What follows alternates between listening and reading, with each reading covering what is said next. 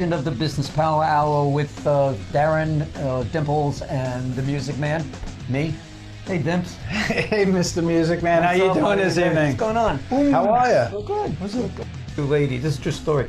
These two ladies at a network meeting came over to me, and he said, "Your show was really good, but we missed Dimples." Good evening, everybody. I just got the finger from Jim. It's all part of the story, right? Hey everybody, it's Darren from the Business Power Hour. I'm not going to be in the studio tonight. I'm traveling. Good evening, everybody, and welcome to the Business Power Hour with Darren and the Music Man, except Darren's not here. I'm here. No, I'm you're right not here. Does anybody see that? Darren is not here. Darren is away. I am right here, right Be quiet next to for you. a second. You're not here. What? I don't know if you got lucky. Not the really interesting question. That's a fantastic question, Norman. Wow. See, I got fantastic. You just got good. I got fantastic. Show's about him, so let's focus on that. We are. Were you drinking before the show? Oh, Jesus. Oh, Jesus. There we go. We got it. It's good. No, it's Now we got flood. There you go. Okay. smother it. So, I think you guys are doing a good thing. It's making noise. It's making music. Is it? Yeah. That's so sweet. That's so sweet of you, Darren. By the way, this is a Yankee station. It's a Thank Yankee you. station. John, Thank you. it's a Yankee station. All right. Unfortunately, We got bugs in here. What's going on? I don't know. Do you spray? Get You an know what? It's exterminator? that time of year where you're getting bugs and stuff. As long as we don't have bees, I'm good. Yeah, all right. That's But We have a lot of undulations out in the field. Undulations. Is that a wine? What the hell is undulation? Fred, don't use big words. Hey, right? So this Help. I gotta get him a cough button, Jim. What do you think? Cough button was a good idea. Consider that a good question that he asked? Great question. There you go. I got Pythons and brains. You're double D? I'm double D. Show's about him, so let's focus on that. We are. Hey, give me some loving. How are you, Music Man? Hello, Darren. How are you? I'm fantastic. I'm this week. absolutely convinced. I'm telling you you. got some kind of brain damage when you had that thing last year. I'm telling you that, and he called. Not classy, but classy. Seeing interviews by Darren and the Music Man. Ladies and gentlemen, Darren Siafi and Norman Wasserman. Let's do this. Yeah. Good evening, everybody, and welcome to the Business Power Hour with Darren and the Music Man. I got to tell you, the funniest part of that thing is when you tell me I'm like brain dead. well, you're brain damaged. Yeah, that is the So funniest part of that whole. It's like every week. Well, you are. Well, you are. It's the funniest. You Hello, know? everybody. Welcome back. Oh, this is what I forgot to. You know what? We got to get ready tonight. This- 'Cause we're going into battle, my friend. all right, let's do it. With we got a lot of different things going on, but yeah, welcome. This is the Wednesday, May 20th It's edition of Wednesday, the May Business Power Hour. We got some heavy hitters coming on. Who's going to help us get through these battles that are going on. Before we get to our guest, tell us about your air flight. Oh, last week, yeah, Yeah, tell us about it. it was nice. That's it. All right, that's fine. No, actually, it was a gorgeous day. There was literally no wind. I went up, and again, it was a maintenance flight just to keep the airplanes running. Went up and got to circle the island, literally circle the island. Got to see a lot of great things, Montauk Pine, all of those different things. And Somebody choking back there? yeah, I think our guest is dying on us. But I just Do you have really- insurance for that? I hope so. But yeah, no, I the flight was it was a perfect day. The winds were really light. I did a couple of touch and goes at a couple of different airports, and the winds were perfect. So everything was great. It was nice to get up in an airplane and not be bothered for a couple of hours. The rubber bands were good? The rubber bands were nice and tight, and we ran really well. So I was pretty excited. It's good when you have tight rubber. You know, you always have to go there, right? You always have to go there. Well, in that case, we better bring our guest on. Yeah, I think so. I'm sorry, my phone started ringing. I forgot to put it on do not disturb. So anyway, yeah, we got this an expert, a real expert about the stuff that we've been talking about with the COVID, and we've been talking a lot about the personal stuff. Well, this is on the business side, right? So, we got Terry Rubenfeld from our friends over at Bookkeeper 360. Terry's the chief operating officer, and he's agreed to come on, probably reluctantly. I think they pushed him out front to say, hey, you know what, Terry, it's your turn to come on. But Terry, welcome. Thank you for being on the show, my friend. Hi, Terry. Welcome. Thanks for having me.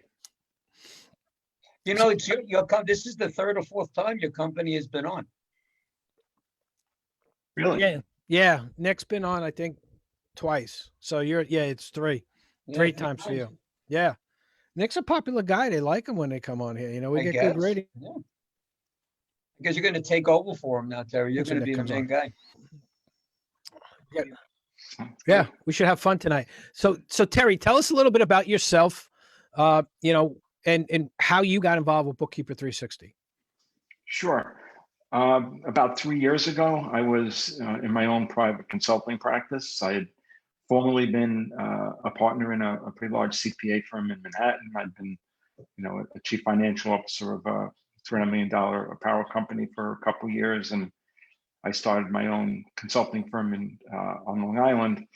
And I ran into Nick at a networking event, and over a pretty short period of time, we certainly saw the synergies of cloud-based bookkeeping needing someone with certain financial and business acumen, including some tax knowledge, to help small businesses really scale and help them to grow. So over those period of time, we formed a very strong synergy, and I work with Nick hand in hand on his leadership team, trying to help the company grow and really be I like to say disruptive by taking financial knowledge which business owners really need, getting it to them on a timely basis and a very, very affordable basis so they can make accurate business decisions. And that's really the nature of what we do at Bookkeeper, and that's how I met Nick. Your company is a bookkeeping accounting firm, or just bookkeeping? What exactly? It's really both. I mean, accounting, starts with bookkeeping.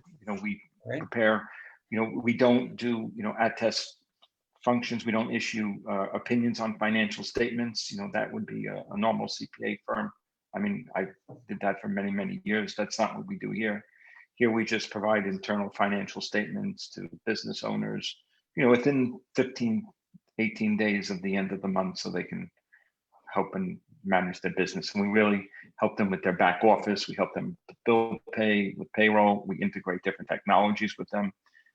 From my spot, I help them with business models, financial forecasts, and really understanding, the key performance indicators for them to scale their business.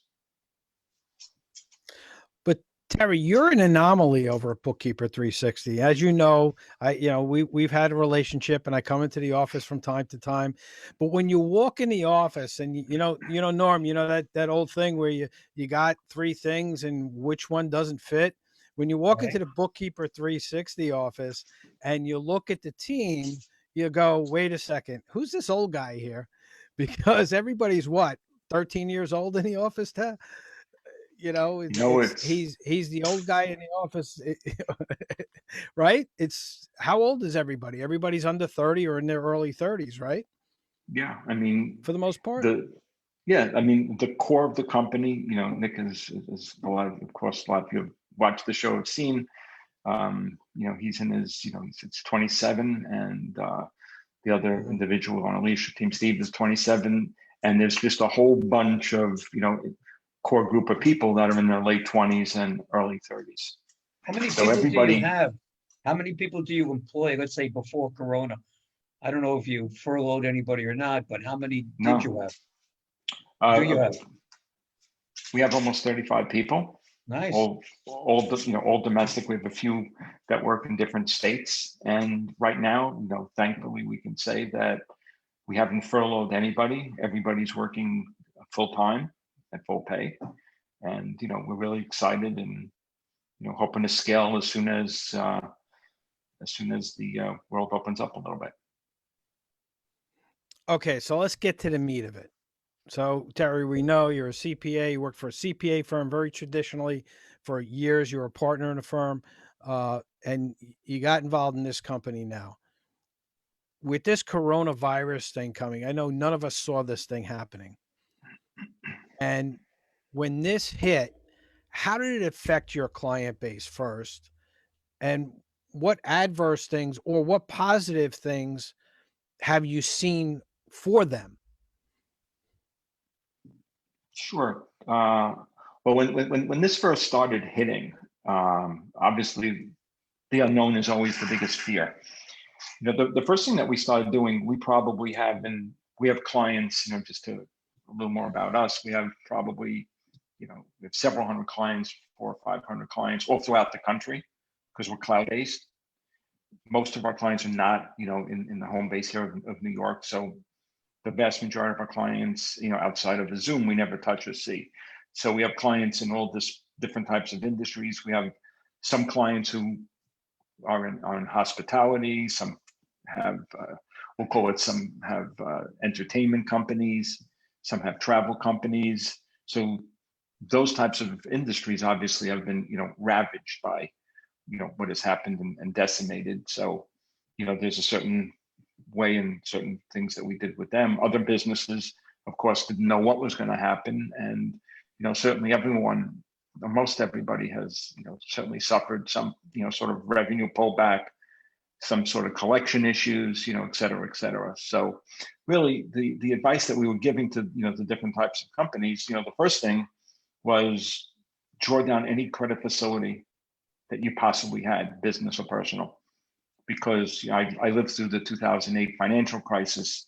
Again, I'm saying, unlike, you look back, 12 years, there's a lot of people that never experienced this before, so they didn't know what having no liquidity in a financial system meant, and how it puts business on its ears, and how it can totally, obviously, ravage and destroy the stock market, and how credit can all of a sudden just totally disappear. So let me ask this question then. You gave the advice to, hey, you know what? If you got lines of credits or you got capabilities of borrowing money, go borrow it, right? That was your advice to your clients? Absolutely. Survive first. Worry about what you're going to do with it, if you need it, how you're going to pay it back, what you're going to use it for later. You need to survive now. Stop paying your bills. Whatever thing is non-essential. Mm-hmm. Don't do anything, crazy or new, because you just don't know what tomorrow's going to bring. That was a general piece of advice. So basically what you told everybody was build a war chest, stop paying everything that's not going to shut your doors so you can keep operating, and let's see how it all pans out as we go. Yes. And apply for loans, apply for the PPP loans. So why did you advise, and you said you had experience through this, through the 2008 downturn. We've all lived through that. The 2008 downturn, why did you give the advice now that if you got a line of credit, borrow against it? Just max it out. A perfect real life example that I was completely right in the middle of it is the CFO of this $3 million company. We had a $90 million credit facility. We had $30 million of availability. Our company made $30 million a year. And on a Monday morning, we said, we need $1 million to pay our vendors. We need to do payroll. And our lender said, sorry, we're not lending money to anybody. So they turned the faucet off. They turned the faucet off completely, even though we had a signed agreement that states that we have an available credit line. How soon did you change banks? You can't. You're stuck. You're obligated. The banks have all your collateral.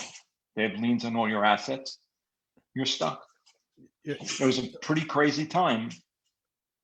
So I want everyone to be prepared, because you just don't know. Again, it's the weather's warming up. The situation seems to start becoming behind us a little bit. But if we go back 45, 60 days, it was pretty dark. You just did not know what was going to happen. Right. So that's the first thing, because most businesses, if you look at how you help businesses and how we help businesses, business owners have great ideas. They're entrepreneurial. They always, struggle, and the difference between, success or not success is implementation. Implementation costs money. So if you don't have any capital, all you really have is an idea, and you don't have the money to implement it. So you're, just theoretically going to unfortunately struggle. So at least if we got them the capital, that they would still be able to borrow. And banks were pretty slow, the way I looked at it. I don't know of any client that was really denied. You know what? I and you and I talk all the time. Actually, my clients, I got a couple of clients that really didn't max out their line of credit, and the availability is still there. They're always in conversations with their banks, and the banks have not told them that their lines have been adjusted at all. So They actually they're cutting credit lines? Yes. Well, absolutely. some banks look every month at what's going on. And, or every year they analyze a credit line, and they see that, hey, you know what? You have a $500,000 credit line. You're only using about $100,000 of it. So we're not going to extend the $500,000. We're going to cut it down to, 200,000 for you. And because we want to take that other 300,000, we want to give it to somebody else who's going to use it. So we can make money. You got to remember, a bank's a business. Yeah. They're not making money if you're not borrowing on them. The other very important fact is, and I obviously do a lot of reading and speak to people all throughout the country. Right now, American Express is arbitrarily cutting credit limits, arbitrarily. Not because people are late, not because minimums. They're just saying, sorry, decline this charge. We have probably, I read that 25% of individual credit lines have already been cut. Individual credit lines. You as a person, you had a $10,000 credit line, and now you had 3,000 available. It may have been cut by 20%, not because you didn't pay, not because you did anything wrong, but they are looking very carefully at credit scores. Any credit score under 680 is really going to be looked at, and there's a good chance that it does get cut. So the banks are going to be cutting back here because they don't have the money, because they've lent all this money out from the PPP loans. And I believe that they're going to start seeing that they're going to have a lot more of these loans that are not going to be forgiven than they thought. So the bank's balance sheets are going to be extended. Terry, in your professional outlook on things, do you think the government's going to do another tier of loans to small businesses and to people in general? Another stimulus? I think that politics are, I certainly don't want to talk politics, but certainly the political landscape is, front and center on this. I think, the states need money. As of about a week ago, friends, relatives in Florida that were trying to get unemployment insurance, they've been out of work for 4 weeks. I think it was 14% of the people that applied for unemployment insurance in Florida had received it. Many states are going under, and the states are going to need money to pay these unemployment claims and all this other stuff that they're forcing to spend on. Are you seeing that this unemployment situation where they've given an extra $600 a week has had a reverse effect of people wanting to be on unemployment? Oh, I think there's no question that people, I just had a conversation with somebody today, and the person said, listen, I've got no, an incentive over the next however many weeks go through this process. I'm making more money by sitting at home. Yeah. There's no incentive to come back. I have a landscaper that's a client of mine, and they told me they were trying to get people to come back. They actually had to give them raises in order for them to come back, because they was like, well, I'm going to be collecting until the end of June, I'm going to be collecting an extra $600 a week. Well, And to then- do your line, do your property, they need all those people to come back Mm-hmm. because you Okay. got that backyard that Well, has, the horses and listen, everything else that are on there. The racetrack, right? Yeah, all of that And the stuff that I sports cars, yeah. yeah, it's got to be properly groomed and They taken need care a of. lot of people I mean, it's like a crew of 30 that comes and takes care of my yard every week. every other day. See, this is one of the things we were telling you about that we play with each other with doing that. Yes. Yeah, Terry, because I started out with just a circular driveway. Now I have 3 horses. I got a racetrack. I got a Maserati pickup truck. I got all kinds of good stuff. And So, race car. And race car. Nice. And And that's he gets a lot of that because you hire him to do certain things. right. Yeah, that's because of my relationship with Bookkeeper 360. I can afford all these. It's huge, right? Absolutely. The other thing that I was going to mention, if you guys will allow me to speak without a question, being asked, is the loans that initially went out, the PPP loans. And initially, the loan was going to be considered a grant. Now, any forgiveness of this loan is going to basically, the expenses that are used to pay it off will not be tax deductible. So in essence, any of the forgiveness on this loan will now be taxable. So if a business owner got a $100,000 loan, in essence, if he was close to profitable or he was making some money and he, thought that he had $100,000, to utilize in his business, he really has maybe, 25 to 35% less. Mm-hmm. So the government has changed things around a little bit. So, some of the things, the interesting things that, that we're talking to our clients and how we're trying to help our clients, especially the clients that have been, really, really, let's just say, decimated in a certain way. And I know it sounds almost ridiculous. And so I had some really heart-stirring conversations with some clients. I mean, you really, we don't know how fortunate we are that we're still working and, we're still doing what we're doing. And to see people that have spent 5 years, 6 years, building a $3 million travel business, and all of a sudden world changes and they go from $300,000 of revenue in February and March to a big ZERO in, March and April. Mm-hmm. It's not obviously nothing that they did. So, things that we discuss is really, you have a chance to really retool or reorganize your entire business. It's like you're now almost a white blackboard because you have, in this case, you furloughed all your employees and you have the chance to really think of what the world needs in your industry, the technologies that you need, the marketing that you need. You're not inundated with all the daily noise that prevents you from really working and growing and building your business, because now you're not dealing with all the minutia of like this customer service issue and this employee and this. So, we have clients that are really changing completely their business plan. So, and this is something I've been speaking on a lot lately, is that this is a great opportunity for every company to kind of look at themselves and figure out who they really are and retool themselves so they can be better companies when they come out of this thing. Right? Is that what you're seeing? Terry, with these companies that are shutting down, they're getting this opportunity now to say, hey, you know what? Let's start all over again. Let's make these things happen. Yeah.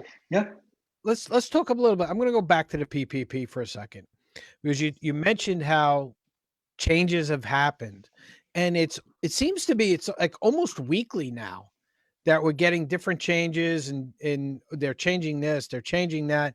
I heard on the news the other morning that they're talking about extending the 8 weeks to 24 weeks because a lot of businesses aren't even open right now, and there's no way in the world, if they just got their PPP money, that they're going to spend it in accordance with the way that they want to within the 8-week time frame. Because right now it says you have 8 weeks from the time you get the loan until until the forgiveness period, and then you have to fill out this 11-page document that they just came out in order to get it. Correct? Correct. Came out last Friday. Came out last And Friday. It It's came out last Friday. So what does this And- form ask you to do? So what's the purpose of the 11 pages? Well, first they give you a blood test, right? That's the first thing that they do. Is it They oral? just want to make. Don't get me started. I mean, it's really quite involved. It's there is no way in a world that a small business who got like a $5,000 or a $10,000 PPP loan is going to be able to fill this thing out by themselves. I think it's for them. It may not be so bad. The larger companies. I mean, if you have less employees, if the employee salaries would decrease by more than 25%, right? It's like when the payrolls actually happened. I'll mention this horrible word called accrual basis, accounting, where the payroll might have been paid after this June 26th date, so it should be allowed. We should be annualizing someone's payroll. The lack of clarity, salespeople get commissions. Other employees and companies get commissions. What do people get bonuses because they're working in dire situations and how to pay other people for childcare? So the companies get. I mean, you can't even imagine how blank and crazy this is. But the real point, I was just speaking to someone on our team before we came on here, and I said, and I just wanted to go back. I think the government. And everyone will knock what's happened, but to get this amount of money out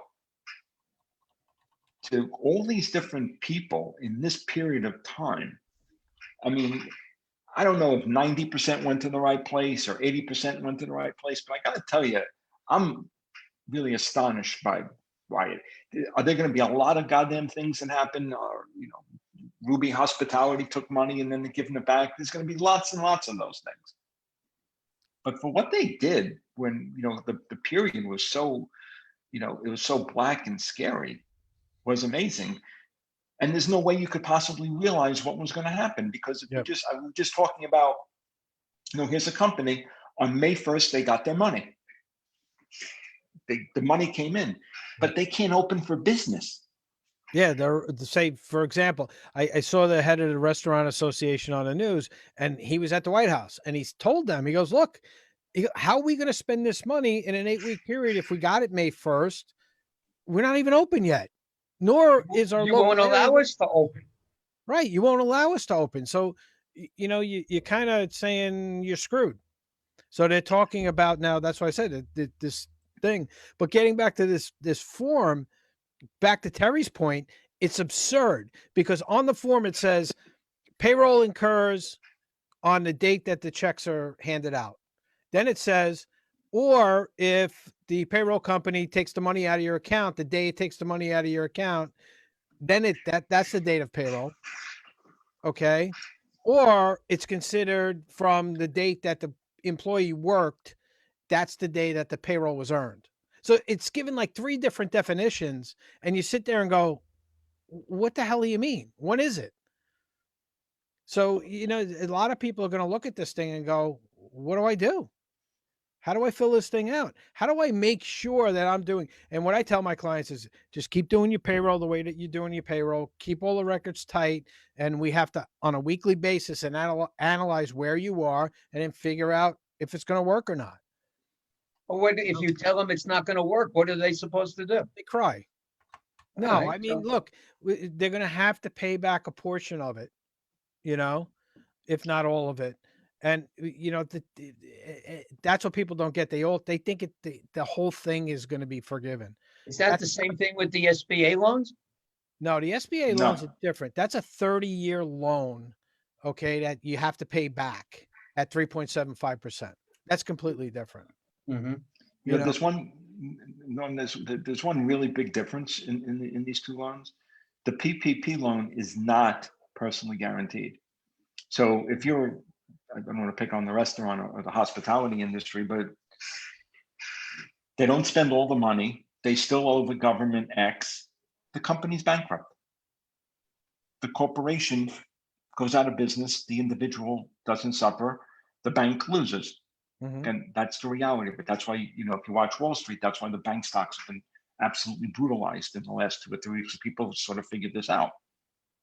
On the SBA loan on the other side, with the disaster recovery loan, as this is falling under, there is a personal guarantee for the owner. So if you had outside money, they can go after that outside money, your house or whatever, depending on what state you live in.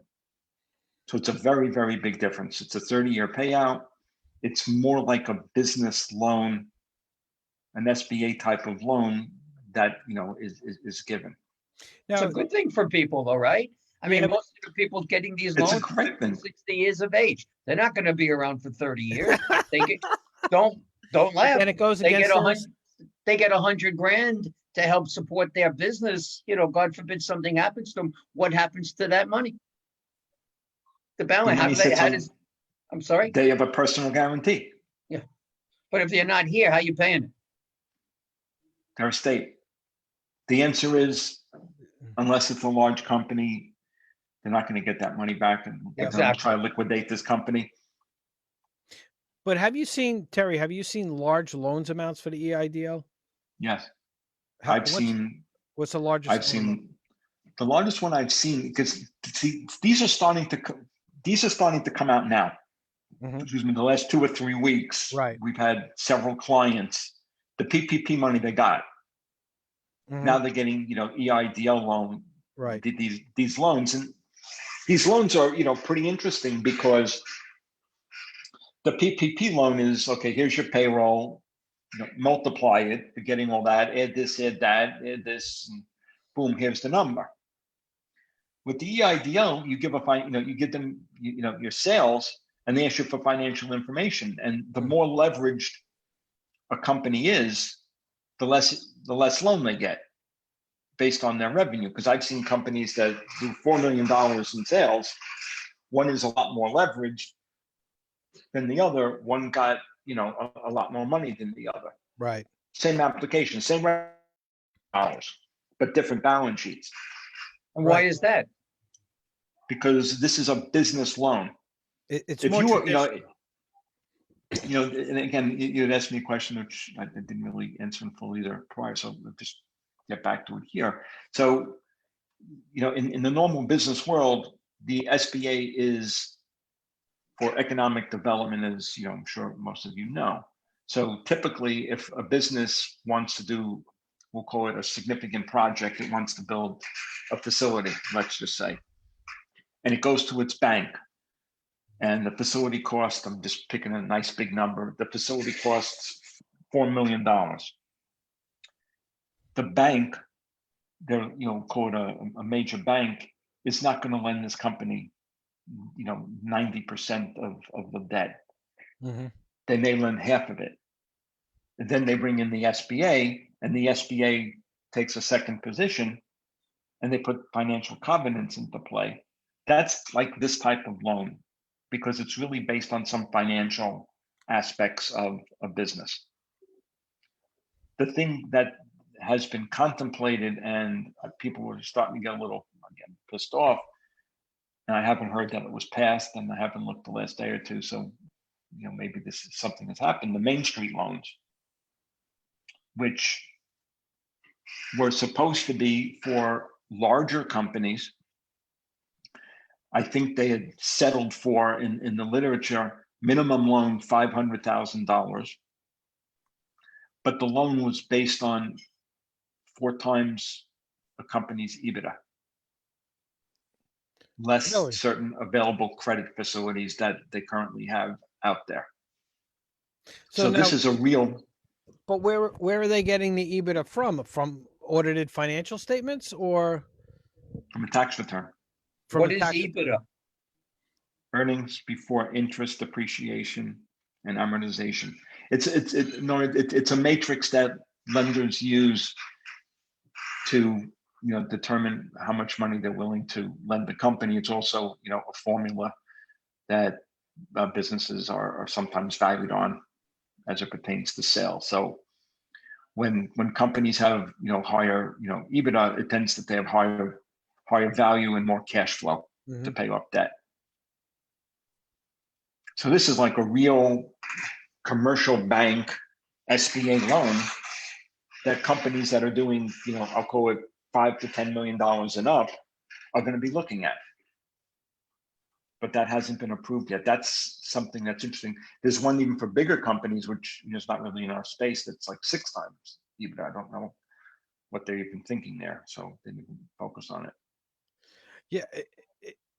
To me, the whole SBA loan process seems to have gotten a lot easier during this process.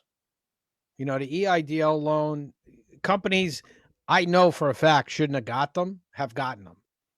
Oh, no question. And they've really, because SBA loans were really tough loans to get. If you get an SBA back loan, sure. It's I'm talking to different clients that I know what their financials are. There's no way in the world they were going to get a normal SBA loan during this time. So it is a good time to actually get this stuff. So Terry, what's your recommendation on the EIDL? Do you think if somebody has the ability to borrow that money, they should? No question. The answer is yes. There's really no question. If you think of getting a 30-year loan, 30 years, a normal business loan that's not a mortgage is 5 years. Mm-hmm. If you're doing a construction project, like I just mentioned, like you're building a warehouse or very significant facility, that's when you get these 20 or 25 or 30-year type of SBA loans. Here, you're getting a 30-year loan for working capital purposes. You can't distribute dividends, you can't take bonuses. But the way I'm looking at this is, you can't do that, but you can really invest in your business. You can build software, you can invest in marketing, you can bring people on board, obviously.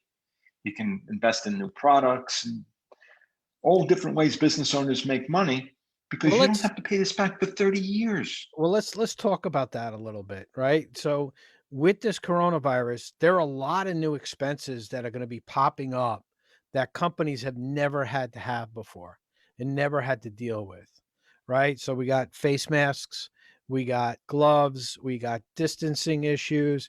I mean, Terry, you walk into your office, the way it's set up now, does it meet any criteria as far as distancing issues go?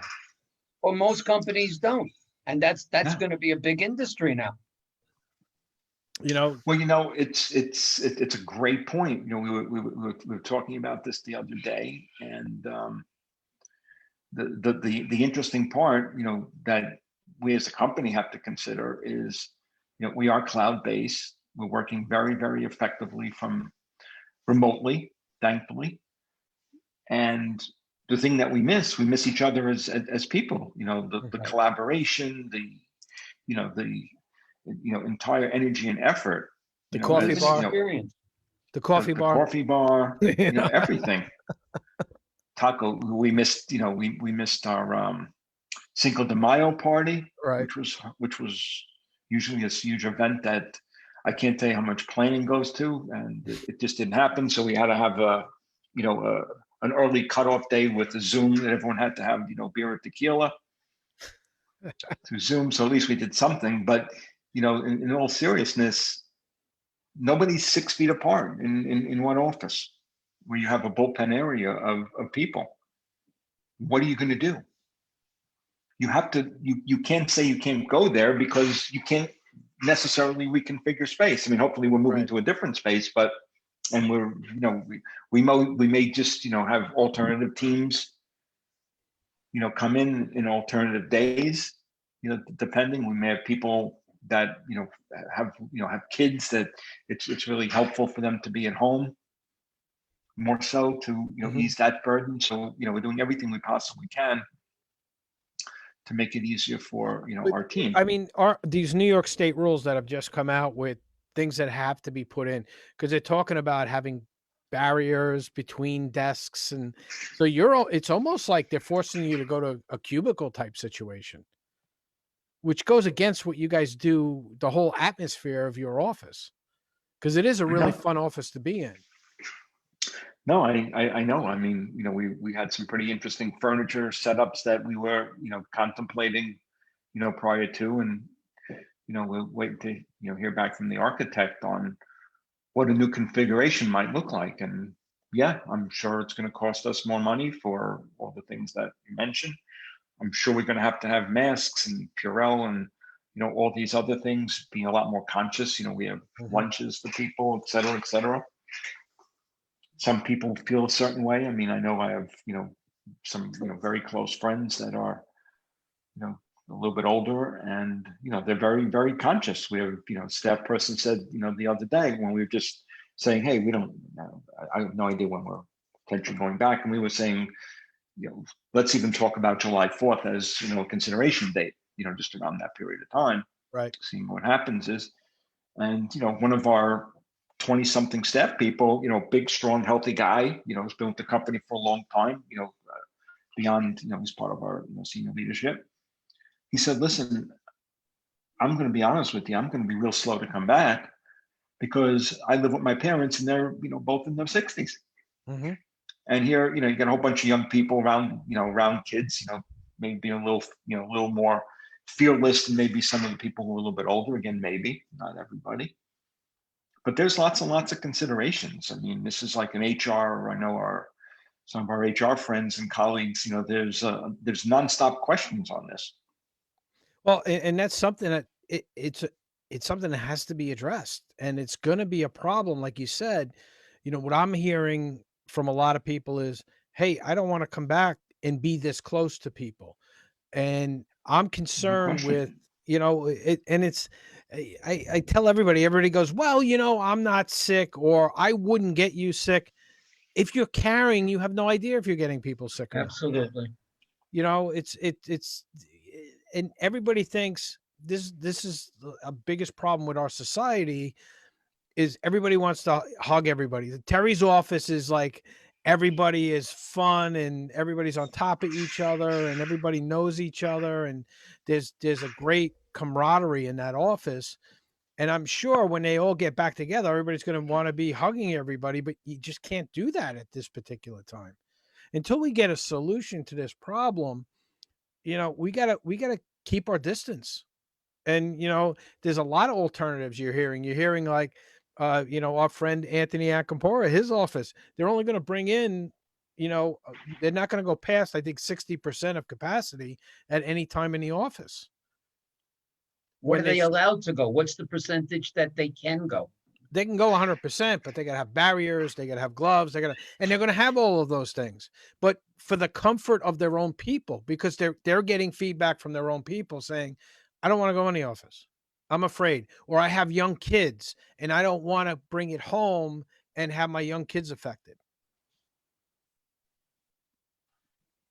That's right. I was speaking to that's another one that I'm hearing a lot. So, we got all of these different things we got to worry about.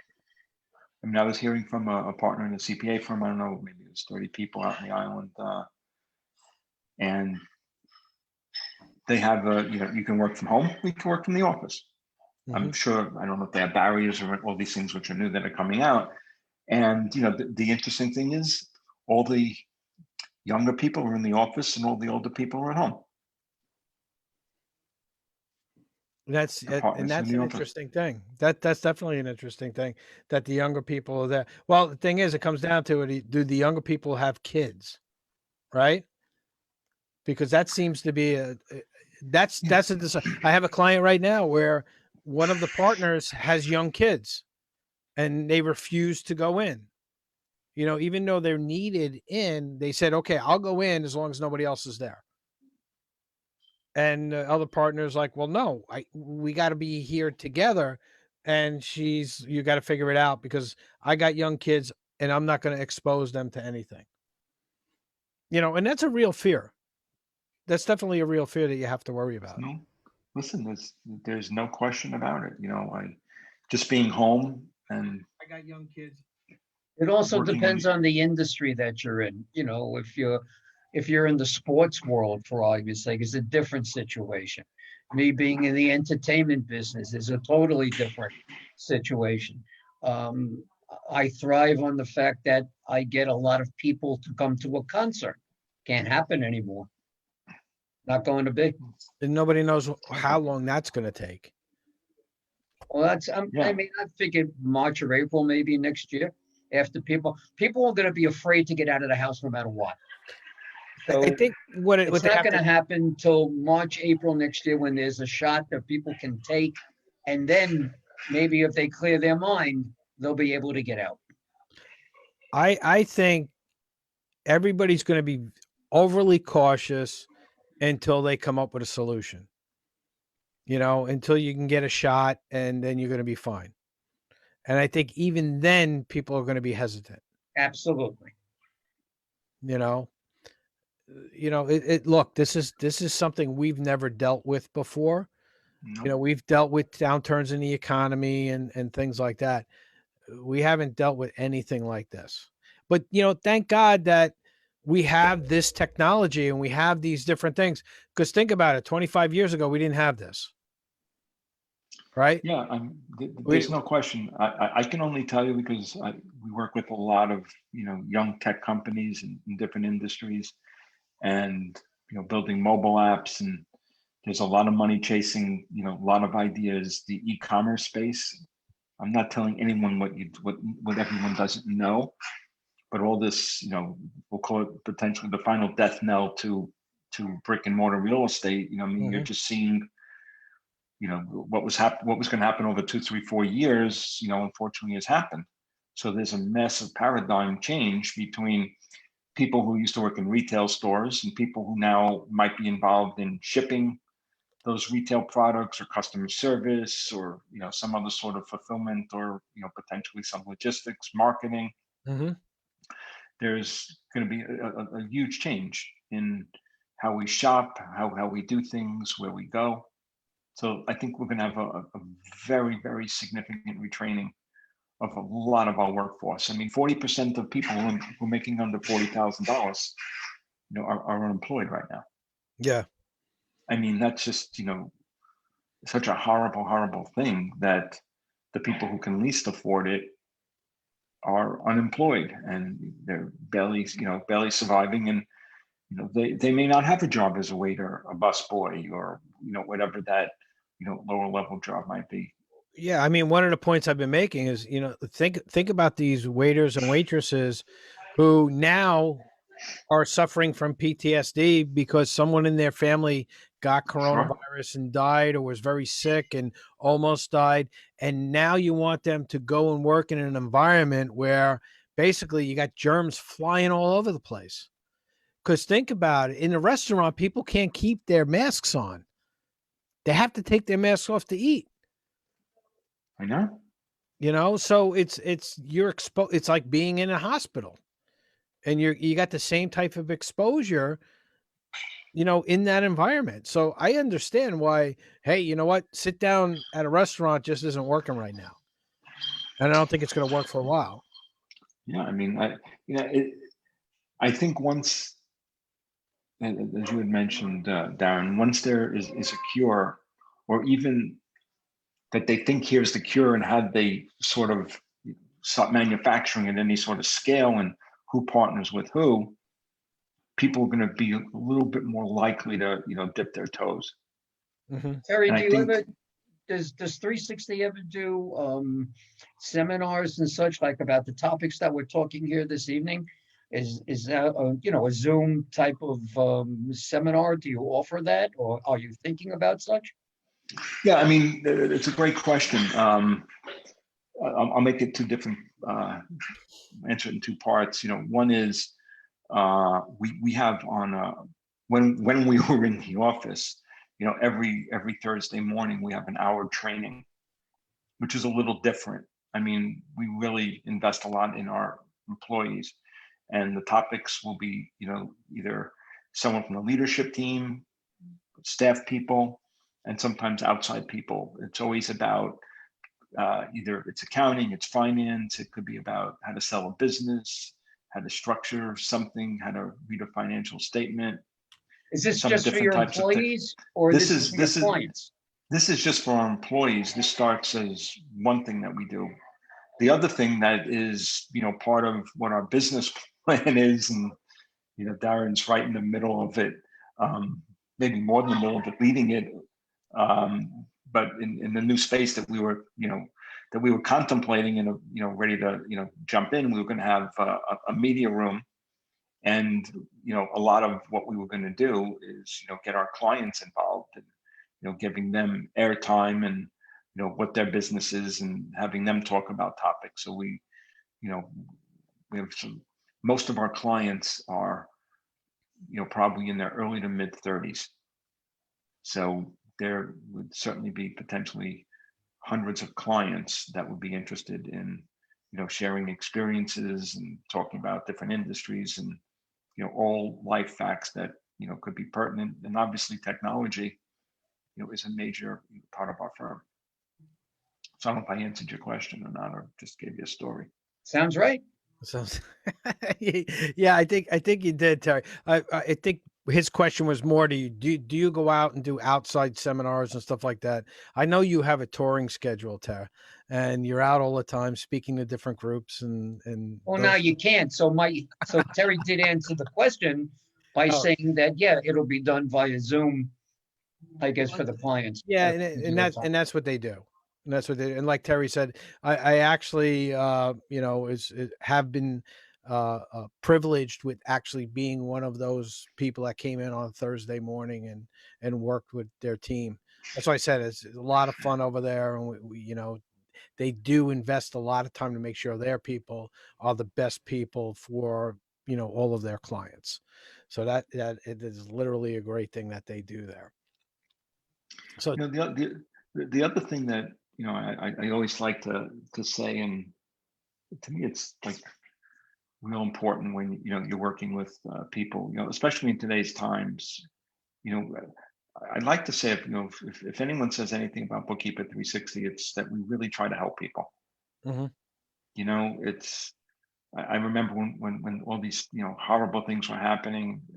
I was talking with Nick and Steve over like a weekend after a couple sleepless nights of determining before it all started, we're closing the office. I mean, we're sitting there building, calculators. We're analyzing, all these loans when they're real early stage. I mean, not that other people weren't doing it.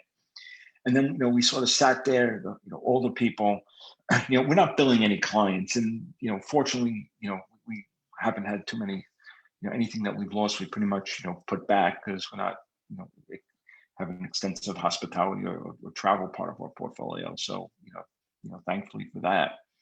But we're spending all this time, with all like the top 6 or 7 paid people in the company. And we're working on, a calculator to put on a website so people can see, what they might get and, how that might work. And, writing blurbs and taking excerpts from different things from different sites, the IRS, and spending a couple of days, just trying to get clients, information. And then clients need more help. Can you help us with the application? Well, we can't, we can't fill it out for you because there's legal issues there. So, and we all said, in just loud unison, we're not charging a penny for any of this. Mm-hmm. There's no charge for this, no matter what. There's just no charge. And, we probably helped 50, 75, of our clients, through an application process. We've gotten, a couple thousand hits on our website where, people ask us a question, we're answering questions. So, I'm really, I couldn't be more, happy with our team and, the direction we've taken. Because it's great marketing. Well, we want to help people. It's not so much, and if you don't mind me jumping in here, it's not so much great marketing because, Norm, you know me, right? I'm always looking to help people and stuff like that. That's why I partner with Bookkeeper 360, and we partnered on this thing. And I've been on a number of calls with Steve, and we've talked to a number of different people, not for anything other than they had questions about this stuff and needed help with it. Well, that's the marketing aspect. They had some place to go to, and they don't forget that going forward. Well, I'll tell you this, and the majority of the calls that I've been on are people that most likely will never use our services, nor could they probably afford to use our services, but they needed help. They needed some guidance. They needed somebody to bounce stuff off of. And, Bookkeeper 360 was there to do that. And, and I'm honored enough to partner with them and work with them on these things. So I've been a part of it. And actually, it makes you feel good when you get on a phone call and somebody asks you a question. They had no idea how to do it. You gave them some clarity. Now they can move forward and hopefully save their business. Yeah, I mean, I've had calls literally. I don't want to say fighting, but really being adamant about clients. Take the money. Yeah. They're not a publicly traded company. They had they had some profit. I said, do you know what's going to happen to your business? I mean, I don't know what's going to happen to our business, and I'm beyond involved in it, but you don't know what's going to happen. This is 2 months ago, a month ago. Still don't know exactly what's going to happen. And this one client that I was speaking to, they said, we're going to have very little fall off. Take the money. Your competitor might take the money. Mm-hmm. That sort of jarred him a little bit, right? And you do nothing wrong. You can always, here's a little secret, and I don't want to yell this because someone's going to say, what are you, schmuck? You could anytime pay this money back. If you don't use it, you can pay it back. Yeah. You didn't do anything wrong. You say, listen, I don't want to pay 1% interest. I don't want to be involved. I feel bad that I have this money. I don't need it. Take it back. But you didn't know what was going to happen. And the same client, I looked at their financials, and their revenue was cut in half in this last month. Yeah. Never thought that was going to happen. Mm-hmm. Said, yeah, I can go down 10%, 20%. It's not 50%. Yeah. And that's what's happening. You're seeing these 50. I had one client, 90% their revenue went down last month. 90%. And we got the PPP for them. We got the EIDL for them. Exactly what Terry was saying. Every bit of money we could borrow, we borrowed. I've had no income for 3 months. Yeah. So And I went out there and I did the SBA. Yeah. So, these are all things. Terry, we could talk about this stuff all night long. Hours. My friend, the hour is up. Believe it or not. Wow. You are off the hook. You're off the hook, man. You're like, wow, man. You did better than Nick. But don't tell him I said that. No, not possible. You got a lot of knowledge. You got a lot of knowledge, and you got a lot to say. And it was great having you. Yeah, it was great having you. I appreciate it. It was, you gave us some fantastic information. Great ideas. Stick around for a couple of seconds. Me and Norm are going to say goodbye, but thanks for being on. And, we'll be with you in a couple of seconds here. Thank you much. Yep. All right, my friend. So, wow. A lot of good great information, show. right? Well, he was terrific. I told you Terry was going to be good. We didn't have to talk. He just took it. You notice that about Terry, that all of a sudden things will just come out of his head and he'll just start rattling it off, and you don't even have to ask him a question. And it actually, he said, "Please don't ask me a question. Yeah, I just want to continue." I want to get out what I got to get out. So that was all. That's it. Don't ask me anything. All right. So next week we got the Michael Magro Foundation, right? Exactly. Yeah. So we're looking forward to that. This is what, their third time on? A third or fourth. Yeah, at least 3 times. At least 3 times. So we're looking for that because it is Give Back Wednesday next week. It certainly is. Favorite Wednesday of the month. So please tune in. Remember, guys, 7 p.m. We're no longer on 8 p.m. 7 p.m. right here. Wednesday evenings, next Wednesday, 7 o'clock. All right, guys. Everybody have a good night, and we will be see safe. You next week. Stay well.